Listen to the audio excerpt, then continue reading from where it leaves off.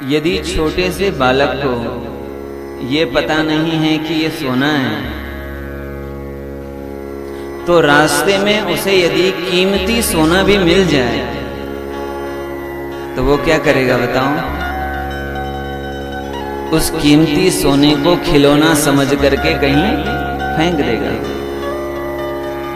हाँ, ये बात अलग है कि आपको यदि कोई इस प्रकार का सोना मिल जाए तो आप नहीं फेंकोगे। क्यों? क्योंकि आपको पता है सोने की कीमत, सोने का महत्व आपको मालूम है कि सोना कितना कीमती है। जिस चीज का महत्व हमें ज्ञान होता है, सोने का महत्व मालूम है, इसीलिए हमें रास्ते में पड़े हुए उस सोने को ग्रहण करने का मन होगा। वैसे ही श्रीमद् भागवत जी को ग्रहण करने का मन कब होगा? मैं भागवत सुनूं, ये मन कब होगा? जब हम भागवत जी के महत्व को समझेंगे, जब हम भागवत जी की महिमा को समझेंगे, जब हम भागवत जी के मूल्य को समझेंगे कि भागवत जी कितनी मूल्य है, यह अमूल्य है, अनमोल है।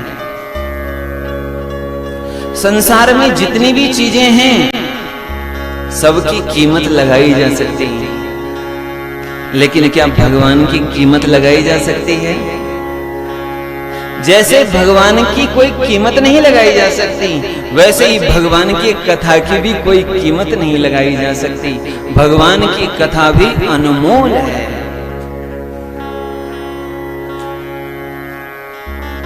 शरीर में यदि रोग हो गया तो आप लोग कहां जाते हो? डॉक्टर के पास, वैद्य के पास। पूरे सूर्य नारायण ऊपर से नीचे आ रहे हैं। धूप का उतना तेज प्रभाव नहीं जितना ये प्लास्टिक से होके अंदर आ रहा है। कोई बात नहीं, ये भी एक तप है। कोई भी कष्टप्रद चीज हमारे लिए तब सुखद हो जाती है जब हम अपने लिए कुछ उसमें से अच्छा ढूंढें। अब देखो, धूप सहन करना बड़ा कठिन है, लेकिन हमने देखा कि डॉक्टर साहब ने कहा, महाराज यदि धूप तापोगे तो धूप से आपको विटामिन D3 मिलेगा, पर प्राय सबके शरीर में वो कम रहता है। धूप तापो से आपका शरीर स्वस्थ रहेगा। आप बताओ, धूप में बैठोगे, धूप तापोगे भी तो आपको कष्ट होगा नहीं? क्योंकि आप ये समझ के बैठे हैं धूप में कि इस धूप से मुझे क्या मिलेगा? लाभ मिलेगा, स्वास्थ्य लाभ मिलेगा। ऐसे भगवान की कथा में जो हम धूप ताप रहे हैं, इससे भी लाभ मिलेगा, क्योंकि हम ये तप कर रहे हैं। ये शारीरिक तप है। और कथा की विशेषता यह है, शरीर का तप, मन का तप और वाणी का तप। 3 प्रकार के तप होते हैं और तीनों प्रकार के तप कथा में हो जाते हैं। शरीर से 3-4 घंटे बैठे रहोगे तो ये क्या हो गया? शरीर का तप हो गया। और जब हम तप कर रहे हैं तो तप करते समय शरीर में कष्ट भी होगा, पांव में दर्द भी होगा, लेकिन उस समय यदि आप याद रखोगे कि मैं तप करने बैठा हूं और इस तप से मुझे फायदा होगा, तप करने से मेरा कल्याण होगा, तो वो तप भी, वो कष्ट भी आपके लिए सुखद बन जाएगा।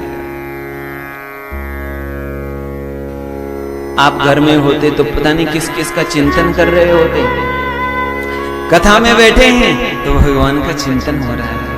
क्यों? भगवान की कथा सुन रहे हैं, तो मानसिक तप भी हो रहा है। घर में होते इधर उधर कहीं होते तो बातें हो रही होती, और बातें भी कोई भगवान की चर्चा हो रही थी, जरूरी नहीं व्यर्थ की चर्चा कर रहे होते घर में इधर उधर। यहां बैठे हैं, बोलोगे तो केवल भगवान का नाम, और कुछ बोलने के लिए कुछ और है ही नहीं। कहोगे तो भगवान का नाम और नहीं तो मौन है। तो ये वाणी का तप भी हो रहा है, कथा में तीनों तप हो जाते हैं।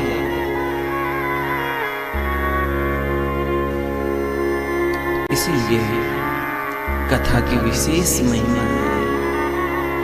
ये कथा का महत्व यह है कि इस कथा के सामने केवल पृथ्वी लोक की वस्तुएं ही तुच्छ नहीं है, स्वर्ग का अमृत भी इस कथा के सामने तुच्छ है।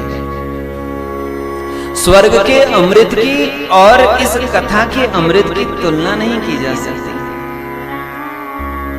कल आप लोगों को जो चर्चा हुई उसमें एक बात ये भी सुनाई है, श्रीमद् भागवत जी का चिंतन श्रवण केवल हम और आप करते हैं यही नहीं, देवता भी करते हैं।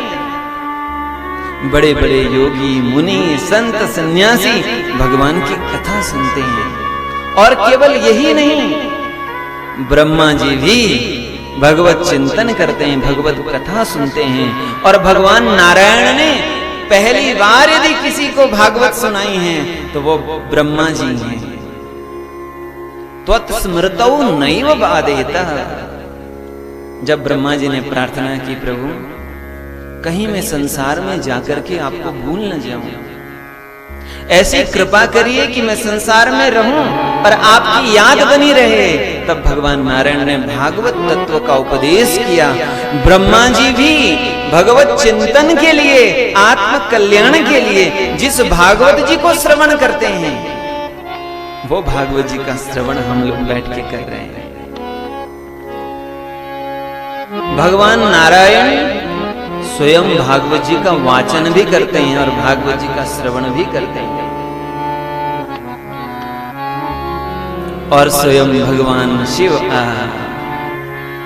वैष्णवानां यथा शंभु। वैष्णवों में श्रेष्ठ कौन है? भगवान शिव महादेव।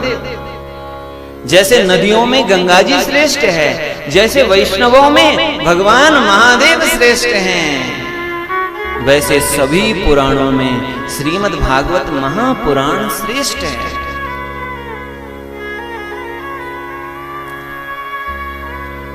हमारे उद्धव जी तो कहते हैं, किम ब्रह्म जन्मभिरनंत कथा रसस्य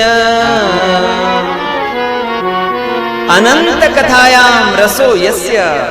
की कथा में जिसको रस मिल रहा हो, किम ब्रह्म जन्म भी, उसको प्रयोजन नहीं है ब्रह्मलोक में जन्म मिले, उसको प्रयोजन नहीं है ब्रह्म कुल में जन्म मिले। उसका तो जहां जन्म हो जाए उसका जन्म वहीं सफल हो जाता है, सार्थक हो जाता है। यहां कोई भेदभाव नहीं है, ये सबके लिए है। जिस श्रीमद् भागवत के श्रवण करने से भक्ति, ज्ञान और वैराग्य हमारे भीतर प्रकट होते हैं, ऐसे श्रीमद् भागवत। और जिन श्रीमद् भागवत के श्रवण करने से बड़े से बड़े पाप नष्ट हो जाते हैं। संसार में कितने भी बड़े पाप क्यों ना हो, अरे धुंधुकारी जैसा और पापी कौन होगा? लेकिन धुंधुकारी ने जीते जी कथा सुनी है, ये बात नहीं। अरे जीते जी यदि कोई कथा सुन ले वो पवित्र हो जाए तो ये तो बात है ही, लेकिन धुंधुकारी मरने के बाद प्रेत बना और उस प्रेत को जब भगवान की कथा सुनाई गई तो वह प्रेत भी मुक्त हो गया। ये भागवत जी की महिमा है।